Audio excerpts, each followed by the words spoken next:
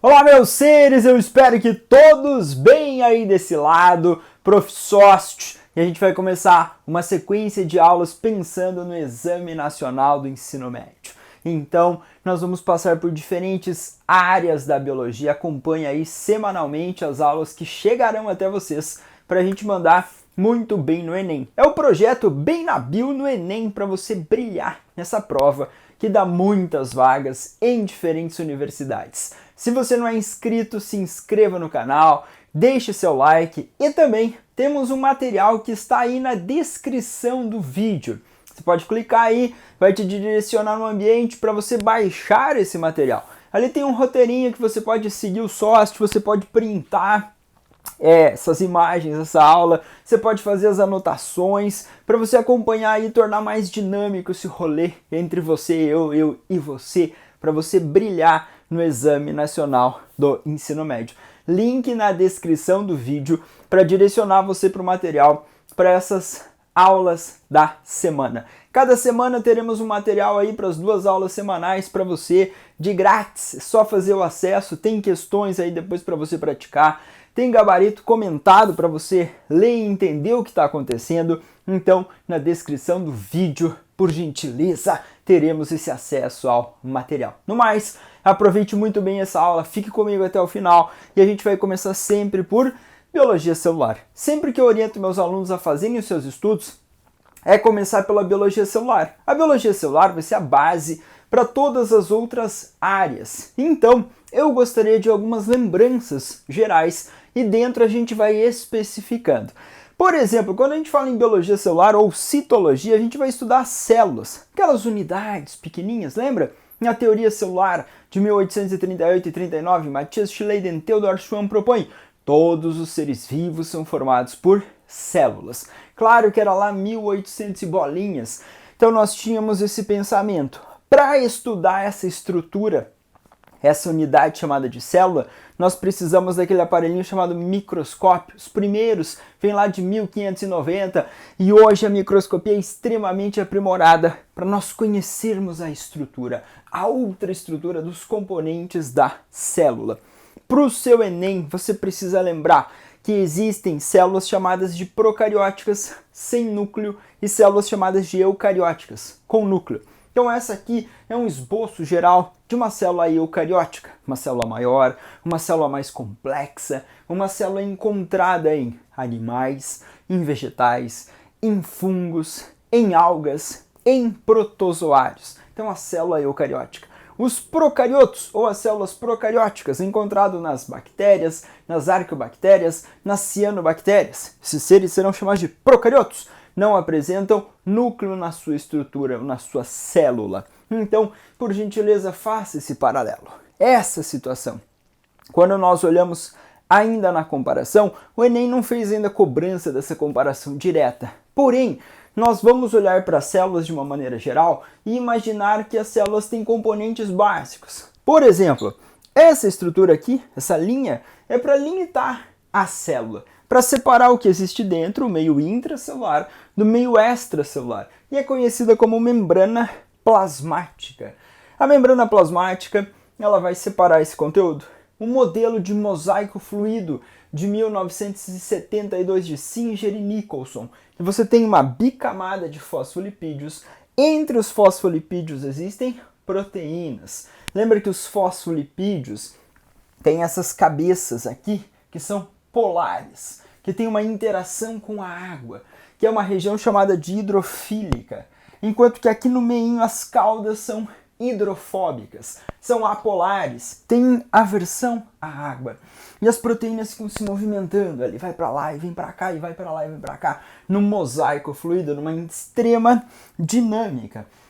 Se a gente marcar proteínas com anticorpos, a gente pode ver essa movimentação e elas estando em lugares diferentes. Nas células animais também encontramos colesterol entre os fosfolipídios. Lembra que o fosfolipídio é bem fluido, ele movimenta, é bem molengão. E colesterol entre os fosfolipídios vai dar uma seguradinha, vai limitar essa flexibilidade da membrana plasmática. Permeabilidade seletiva, uma função que alguns vestibulares fazem associação. para a membrana plasmática, mas para o Enem eu gostaria que você lembrasse dessa composição. Bicamada de fosfolipídio, entre fosfolipídios a gente tem as proteínas com diferentes funções.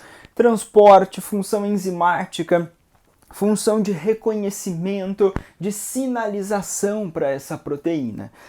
Nas células eu posso ver aqui voltada para o meio extracelular, nesses seres eucarióticos, nos animais, muitos açúcares já foram marcados nessas células animais, muitos açúcares já foram reconhecidos, compondo o que a gente chama de glicocálice ou glicocálix.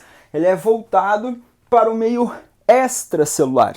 É uma associação de lipídios e açúcares, ou lipídios e proteínas. Então o açúcar pode estar associado ali, ligado à proteína, o açúcar pode estar associado ali ou ligado ao lipídio. Mas lembre-se que o glicocálice é voltado para o meio extracelular. Ele vai permitir uma adesão entre uma célula e outra, vai permitir uma lubrificação entre uma célula e outra, vai permitir um reconhecimento entre uma célula e outra, uma proteção, porque é uma camada de açúcares voltada para esse meio extra, que tem essa capacidade aí de executar diferentes funções ou finalidade. Então isso aqui é o que nós chamamos de membrana plasmática, limitando o espaço da célula. Ok, vai para dentro, meio intracelular. Temos uma parte gelatinosa chamada de citosol, e ali nós encontraremos diferentes componentes celulares. Então, às vezes a prova faz aquela lembrança de componente celular e sua respectiva função. Eu gostaria de fazer uma visão ampla sobre esse componente aqui dentro da célula. Na célula procariótica, você vai ver o material genético disperso no citosol, sem o envelope nuclear, carioteca ou cariomembrana. Envelope nuclear é o nome mais legal, mas carioteca é um nome que vocês conhecem. E ali na célula eucariótica ocorre a limitação. Esse espaço é o núcleo, então ele está limitado por esse envelope nuclear. Nas células procarióticas a gente não vê esse envelope. Nas células eucarióticas nós não vemos mitocôndrias, cloroplastos, retículo liso, rugoso, lisossomo, complexo de Golgi. Então é uma célula mais simples, com material genético disperso, com ribossomos mergulhados aqui e boa. Célula procariótica mais simples, célula eucariótica mais complexa, inclusive com uma estrutura extremamente dinâmica que mantém o formato, o posicionamento desses componentes, chamado de citoesqueleto. Então, cito para lembrar de célula e esqueleto uma estrutura de sustentação. Mas além de sustentação, vai dar forma, vai garantir movimentação das células. Apresenta microtúbulos, formado por uma proteína chamada de tubulina. Os microtúbulos são importantes, lembra? Para formar o fuso mitótico ou acromático, com a orientação de centríolos nas células animais. Então esses microtúbulos, eles são importantes para essa formação. O microtúbulo funciona como se fosse um trilho de trem também, para que muitas vesículas e estruturas se movimentem nas células. Os filamentos intermediários são feitos de queratina. A gente pode chamar de filamentos intermediários de queratina, por exemplo. Eles terão um diâmetro, uma espessura intermediária entre microtúbulo e microfilamento, e eles vão dar uma certa resistência à atração. Então a célula pode sofrer deformações sem se romper graças aos filamentos intermediários. Os microfilamentos são os filamentos com menor diâmetro, lá na casa dos nanômetros, uma coisa bem fininha, bem fininha. E esses microfilamentos são feitos de actina, e ela é importante para a movimentação da célula. Lembra quando a célula faz a divisão, tipo mitose, e ocorre lá depois a citocinese, o estrangular? Aqueles filamentos de actina que estão aqui no citosol, eles fazem um anel contrátil ali legal para estrangular e separar essas células. Então, o citoesqueleto nessa célula eucariótica tem uma capacidade muito dinâmica de sustentação, movimentação e garantir essas funções que eu citei para vocês. Então a gente consegue ver esses componentes gerais formando essa unidade celular. Agora, aquela listagem meio geral, meio comum na sua na sua jornada estudantil, desde o ensino fundamental até o ensino médio, em relação aos componentes dessa célula e as suas funções ou finalidades. Se nós olharmos para as funções ou finalidades, ribossomos são unidades ou estruturas arredondadas. Tem uma subunidade maior e uma subunidade menor. E ela tem um formato meio tridimensional arredondado. Os ribossomos são formados de ribonúcleoproteínas, que é uma associação do RNA ribossômico e de proteínas. E eles irão atuar na síntese de proteínas. Lembrando que o SOST quer que você lembre que síntese é para pensar na produção das proteínas. Aí você vai lembrar que as proteínas são os compostos orgânicos mais abundantes em nível celular. Você tem actina, você tem miosina, você tem insulina, você tem colágeno, que são exemplos clássicos de proteínas que compõem o nosso organismo. Obviamente, vão existir muitas outras proteínas, como os compostos orgânicos mais abundantes, mas proteínas sintetizadas pelo ribossomo. O ribossomo existe também na célula procariótica. É um ribossomo menor, numa unidade, um tamanho menor, mas que executa essa função de síntese de proteína. A gente chama de ribossomo 70S. Nos eucariotos, os ribossomos são maiores, chamamos de 80S. Esse S é um coeficiente para a gente medir essa sedimentação, o tamanho deles. Só vai maior nos eucariotos, menor nos procariotos, mas a sua função ou finalidade. O ribossomo, ele pode se associar ao retículo. Então, o retículo é essa rede de membranas para o interior dessa região do citosol. E o ribossomo pode se associar ali na membrana, a face externa desse retículo. Pode se associar aqui ao envelope nuclear também. Nós podemos encontrar ribossomos no interior de mitocôndrias, no interior de cloroplastos, estruturas aqui que a gente vai ver nas células dos vegetais, nas algas, seres eucarióticos, fofos, que não têm tecidos, órgãos definidos, essas tais de algas, mas que também tem cloroplasto. Então o ribossomo pode ser encontrado no interior dessas estruturas. Mas a produção da proteína, você vai lembrar, depende do comando do núcleo das células. Lá no núcleo das células eucarióticas, o DNA associado a proteínas histonas, formando os cromossomos. E aí a gente consegue ver um pedacinho de DNA que orienta a formação de um RNA mensageiro. Então, esse pedacinho de DNA que orienta a formação de um RNA mensageiro, nós chamamos de gene. É uma receita. E essa receita vai ser transcrita. Então, a passagem da informação do DNA para o RNA eu chamo de transcrição. Esse RNA é um pré-RNA mensageiro, retira os introns, ficam só as sequências chamadas de exons, formando um RNA mensageiro funcional, vai para o citosol, se associa com os ribossomos, para daí você ter a tradução ou a síntese de proteína. Lá no RNA mensageiro tinha 3 letrinhas, A, U, G, um códon.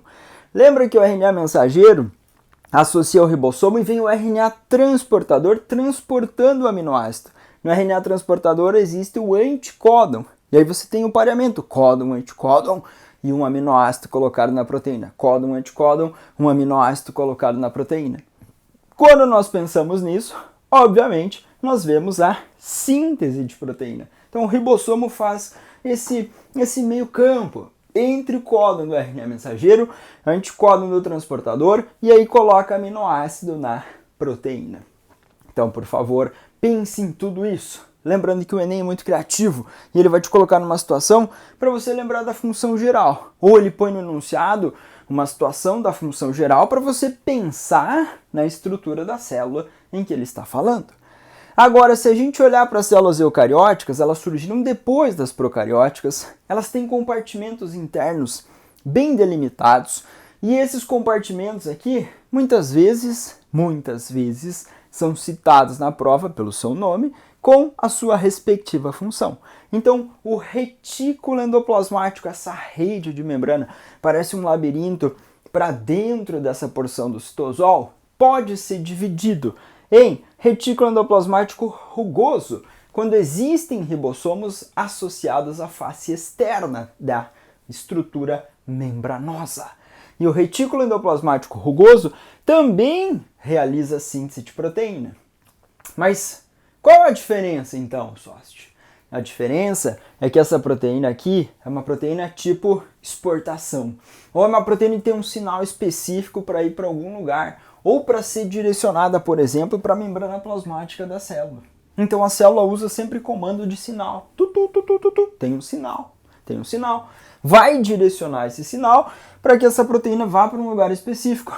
Aí você tem o retículo rugoso participando dessa síntese de proteínas.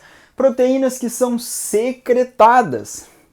Você vai falar, mas a minha vida inteira a secreção celular eu associei ao complexo de Golgi-ossomo ou aparelho de Golgi. Vou falar, ok, perfeito. Porém, se a prova falar na secreção de proteínas, tipo colágeno, uma proteína extremamente abundante no nosso tecido conjuntivo, lembra? E esse colágeno, ele vai dar sustentação, vai dar suporte. Esse colágeno é secretado, ou seja, lançado para o meio extra. Então, a síntese da proteína chamada colágeno começa no retículo rugoso. Existem vesículas de transporte ou de transferência que saem aqui do retículo, se fundem ao complexo e aí vai passar esse colágeno para cá. O complexo de Golgi vai adicionando açúcares, fazendo as modificações, e aí o colágeno vai sair numa vesícula de secreção. Mas lembra, colágeno é uma proteína, tem um sinalzinho específico, vai ser secretado, então sintetizado no retículo endoplasmático rugoso. Se eu olhar para o retículo endoplasmático liso, não vejo o ribossomo associado à sua face externa, liso. Quando a galera olhou lá em microscopia, percebeu que não existiam as ondulações associadas à face externa, então retículo liso. Função ou finalidade? Produção dos lipídios. Os próprios fosfolipídios da membrana, o próprio colesterol, células que sintetizam proteínas de exportação como hormônios, como a insulina, tem muito retículo rugoso desenvolvido.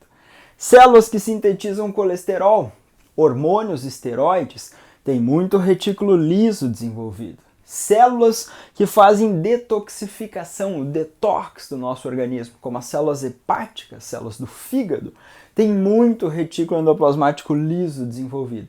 Na luz ou lumen do retículo, aqui nesse espaço interno, muitas enzimas vão atuar ali e vão picotando, degradando essas substâncias. Então você vai fazer essa associação específica do retículo liso com essas funções ou finalidades. Complexo de Golgi, Golgi-ossomo, em homenagem a Camilo Golgi, que em 1898 fez colorações com sais de prata e percebeu um monte de sáculos ou cisternas achatados. Sua face cis, próxima ao retículo, face trans no lado oposto, uma estrutura polarizada e com uma sinalização. A substância vai passando por esses sáculos ou cisternas até sair pelas vesículas de secreção. Então, secretar significa produzir essa substância e lançá-la para esse meio extracelular. Essas vesículas vêm aqui, se fundem aqui e lançam a substância para o meio extra. Também, o nosso complexo de Golgi pode acumular enzimas ali no seu interior, como aquela tal de hialuronidase. E aí ele sofreu algumas modificações e formar o acrossomo do espermatozoide, aquela pontinha do espermatozoide, essencial para que ocorra a fecundação ou fertilização, perfure lá os componentes da membrana do ovócito secundário, popularmente chamada de óvulo. Também o complexo de Golgi atuando na síntese da lamela média, a membraninha, a primeira parede aí de compostos de carboidratos, que vai separar uma célula vegetal de outra. Também teremos essa síntese ou produção de carboidratos aí, e aglomeração em fragmentos, que a gente pode chamar de fragmoplastos, na formação da lamela média, primeira paredinha que separa uma célula vegetal de outra. Então você faz essa associação, complexo de Golgi. Lise quebra, somo corpo, corpo que quebra. Os lisossomos, os peroxissomos são estruturas assim, ó, vesículas, bolsinhas arredondadas. O complexo de Golgi é responsável pela formação dos lisossomos.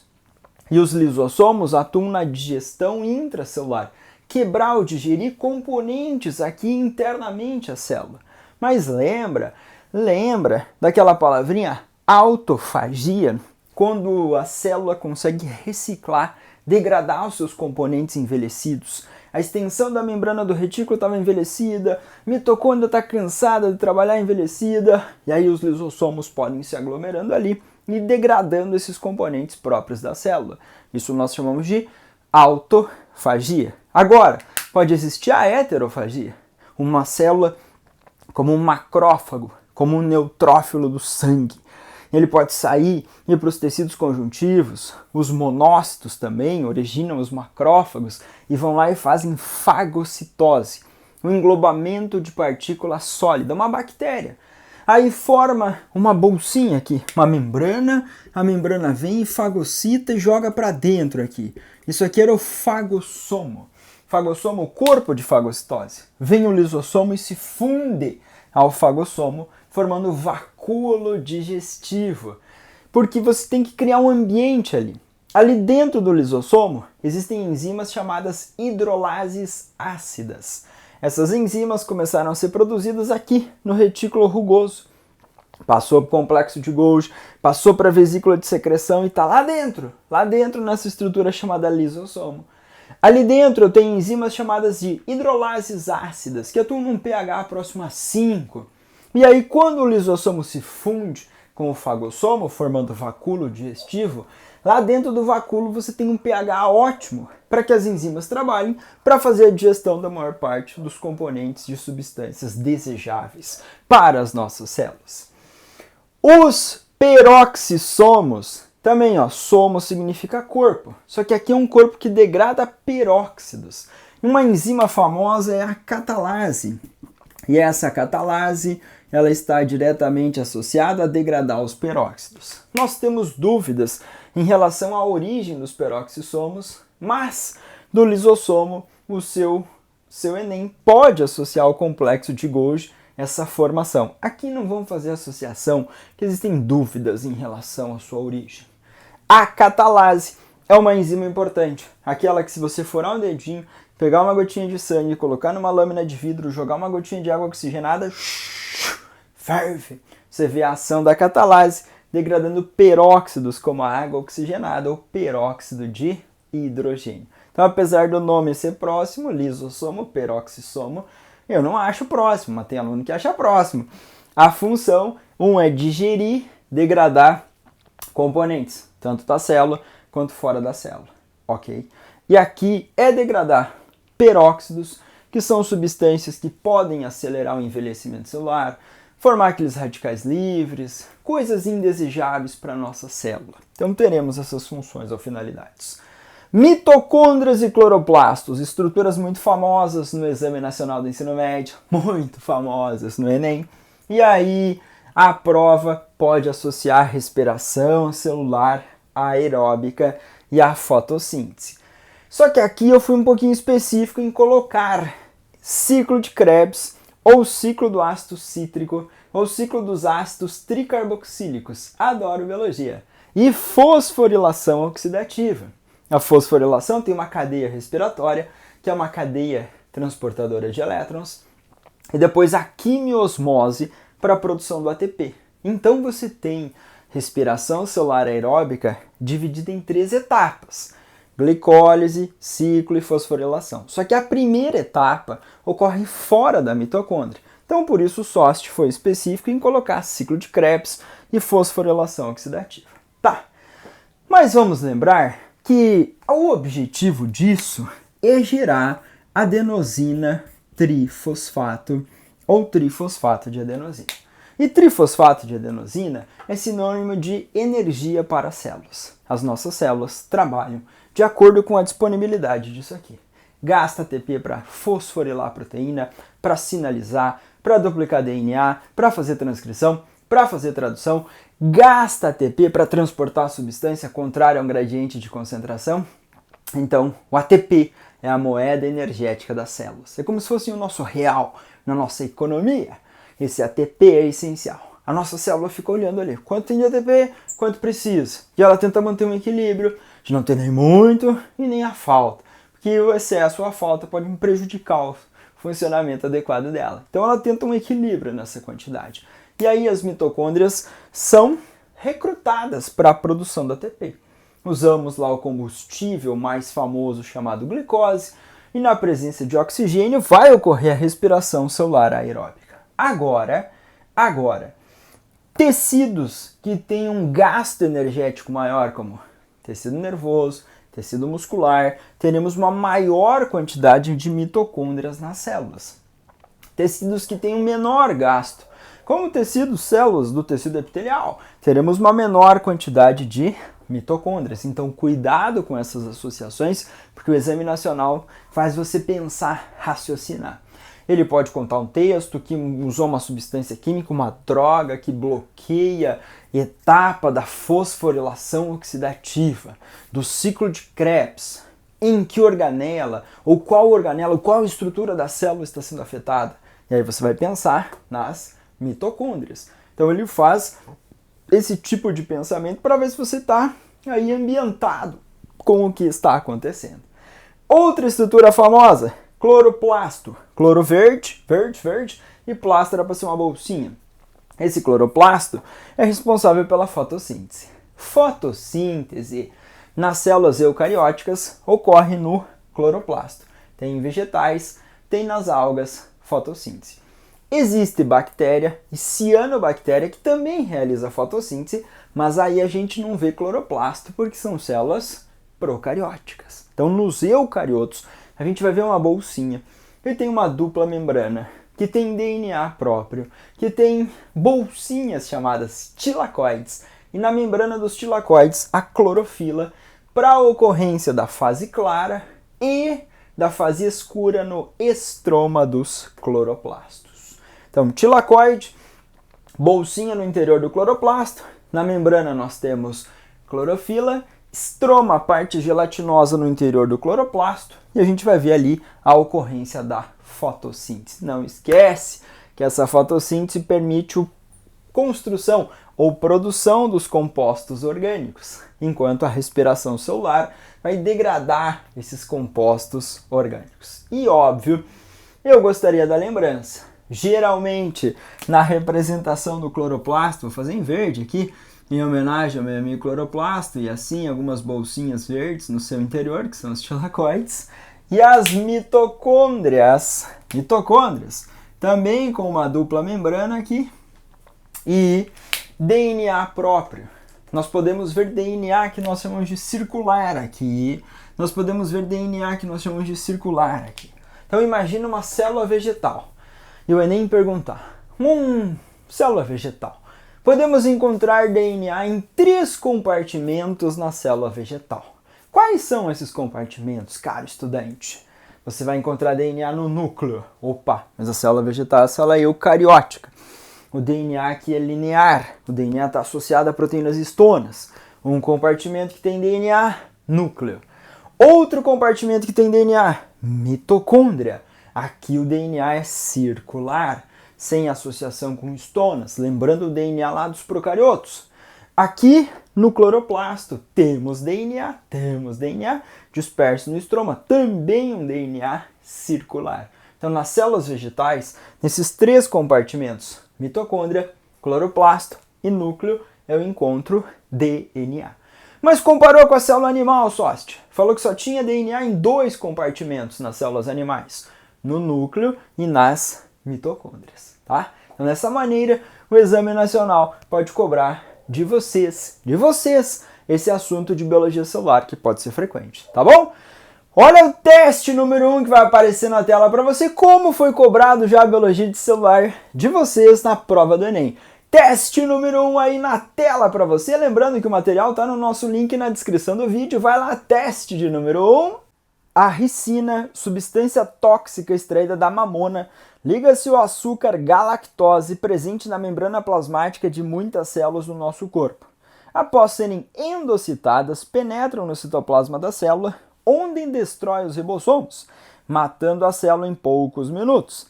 O uso dessa substância pode ocasionar a morte de uma pessoa ao inibir diretamente a síntese de RNA, DNA, lipídios, proteínas ou carboidratos. Vem pra cá com o SOST. Apareceu o texto aí para você da questão. Mas percebeu que ele usou uma substância chamada ricina. Essa substância foi endocitada. Endocitose é jogar a substância para dentro. Você pode ter fagocitose, que é englobamento de partícula sólida ou grande. Pinocitose, partícula pequena ou líquida, foi jogada para dentro. Isso é endocitar. Foi para ali a ricina tal e puf, destruiu os ribossomos. Ribossomo foi destruído. E ele falou que a pessoa podia morrer, porque inibe a síntese ou a produção de, letra D de dado, produção de proteínas.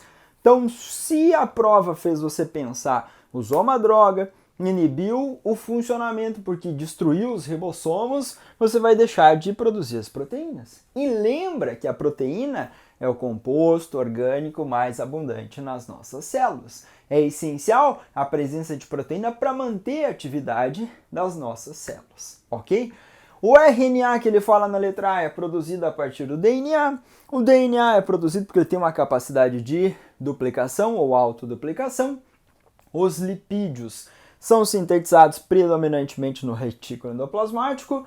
Os carboidratos, eles são adquiridos via alimentação, a gente desmonta, pode remontar eles no citoplasma das células por muita atividade. O complexo de Golgi às vezes pode ajudar na síntese e no metabolismo de alguns, senão enzimas citoplasmáticas farão essa síntese. Então a nossa resposta é D de dado e eu tenho certeza que você não ia perder essa questão.